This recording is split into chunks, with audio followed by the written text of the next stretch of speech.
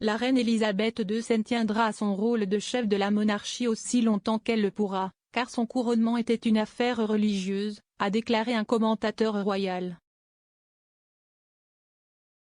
Robert Hardman, journaliste et auteur qui a beaucoup écrit sur la famille royale, a déclaré que parler d'abdication n'était tout simplement pas d'actualité dans le climat actuel. S'exprimant après l'annonce que la reine manquerait l'ouverture officielle du Parlement pour la première fois en 60 ans, M. Hardman a défié les implications selon lesquelles sa faible mobilité pourrait la forcer à renoncer à son règne. Il a affirmé qu'elle avait fait un serment devant Dieu et son peuple et elle honore cet engagement de sa vie. M. Hardman a déclaré à BBC Newsnight: « Je pense que l'abdication, le MOA, n'est tout simplement pas d'actualité. Il y a eu une épidémie de ce que j'appelle l'abdication ictus à travers l'Europe en 2013 et 2014. C'était à l'époque où vous aviez le roi de Belgique, puis le roi d'Espagne, la reine de Hollande, l'émir du Qatar et enfin le pape. Le dernier empereur restant au Japon a fait de même et tout le monde pensait que la reine pourrait suivre son exemple.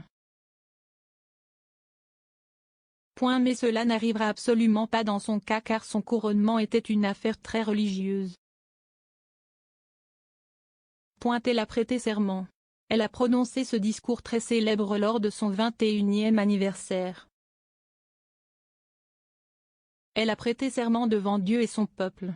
That was on her coronation day and to the best of her ability, she will stick with it. There's obviously parliamentary legislation, there's the Regency Acts of 1937 and 1953 that provide a mechanism for changing her but we're not in that territory at all. The discussion follows the announcement that the Queen celled son heir to the throne. Prince Charles will lead the state opening of Parliament today. Pour la première fois depuis 1963, la reine a dû se retirer de la cérémonie constitutionnelle. La dernière fois qu'elle l'a raté, c'était parce qu'elle était trop enceinte du prince Édouard à l'époque. Elle n'a omis d'assister qu'à une seule autre occasion, en 1959, lorsqu'elle était enceinte du prince Andrew.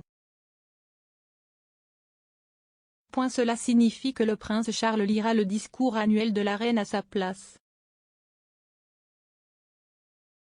On ne sait pas si l'héritier du trône fera référence à mon gouvernement ou le gouvernement de Sa Majesté lors du discours.